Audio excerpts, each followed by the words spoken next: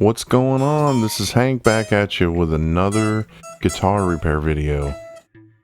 If you have a guitar that frets out like this, what this is when you pluck a note and the same note above it, the fret above has the same note. It's called a fret out, I guess. In this video, I'm going to show you an amateur way to get rid of this. This is a black Kramer that I use in a lot of my videos. This would be one of them right here.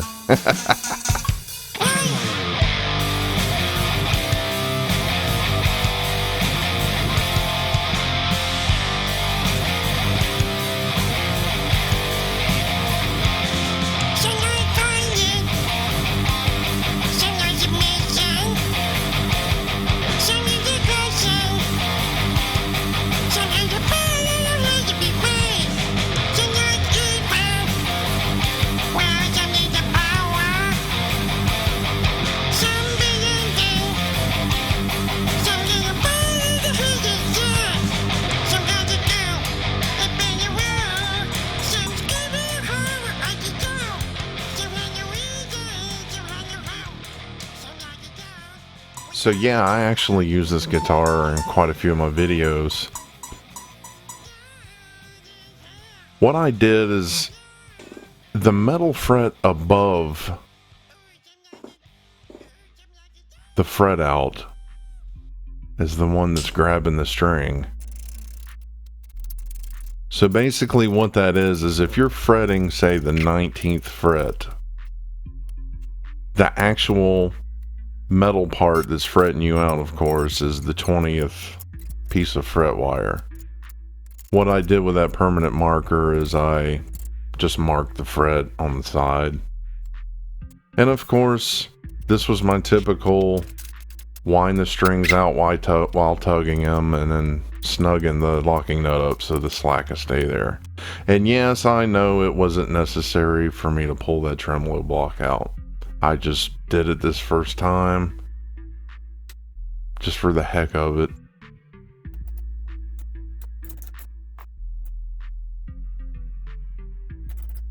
This is blue painter's tape.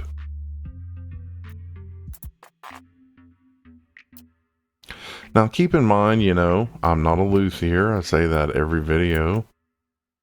So some of this stuff is trial and error with me. I'm not a professional at this.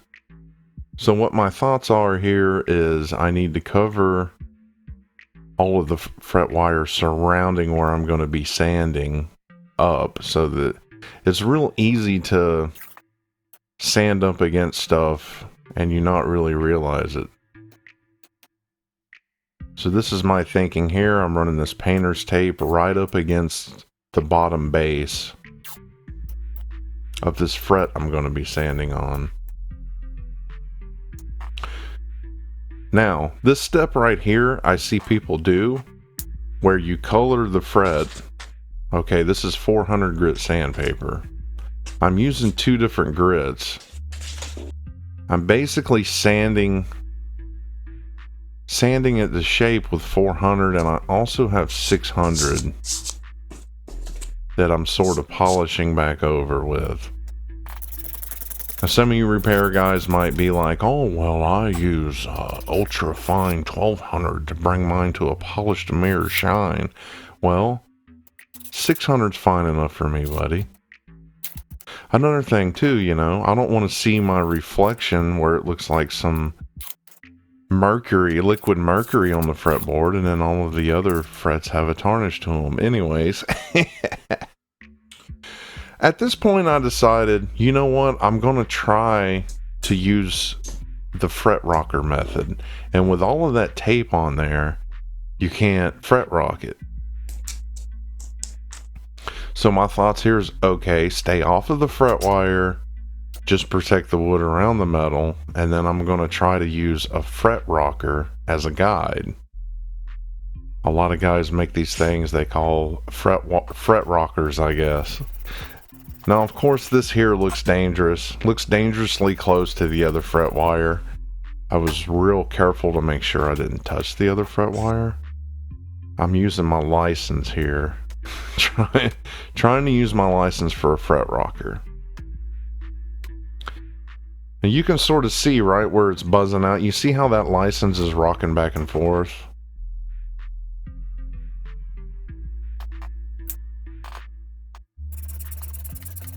Once again, I marked the fret all the way across with permanent marker, and then I'm sanding all the way across. So this totally defeats the purpose.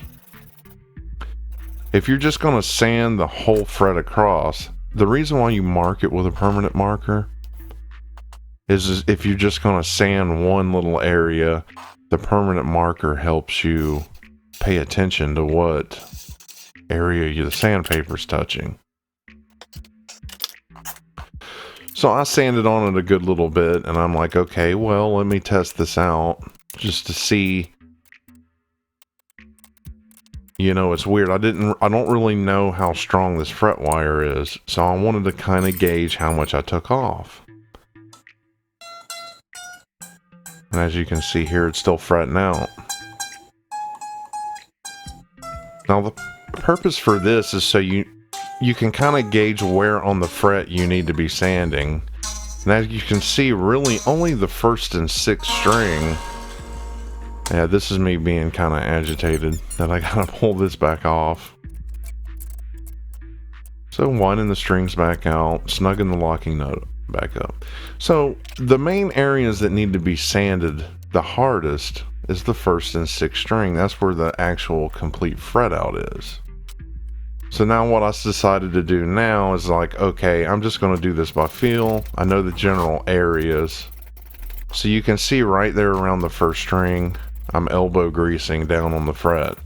Now, in this instance right here, it would have been good to mark the whole fret with permanent marker, because then you know where at on the fret you're sanding, and you'll see where the black marker is in the center. That's the area you're not wanting to sand. I wanted to mention real quick, the lowered action I'm shooting for is about 2/32, around the 17th fret or so. That's 1.59 millimeters for you metric guys. I actually did the conversion this time. I believe I'm polishing over it with 600 right here. I had already done the initial 400 at this point. I just sort of went over it with 600.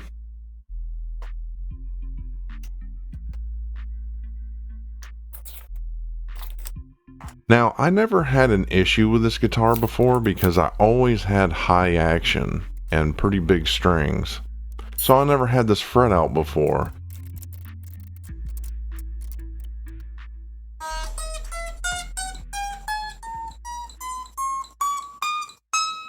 Voila, the Kramer's back.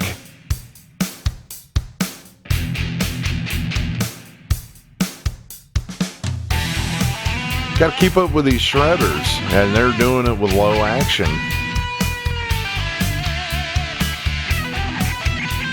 Had to bring the action down a little bit. Then, of course, that's where I had the fret out, and we had to fix it. This is just some of the videos that this guitar was featured in. The teddy bears like this guitar for some reason. Teddy bears must like black guitars. And here's another blues number for you. This was done sometime last year. Crazy mumble blues song. I'll put links to all of these videos that I'm cutting to down in the description below.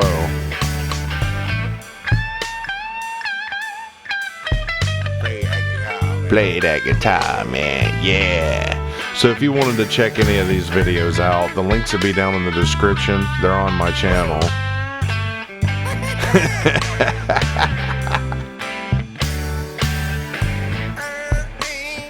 Yeah, click the subscribe button and notification bell if you want to catch future videos.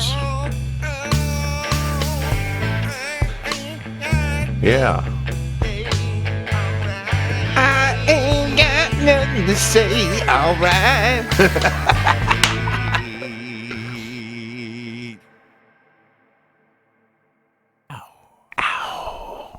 Later, guys. Have a good weekend.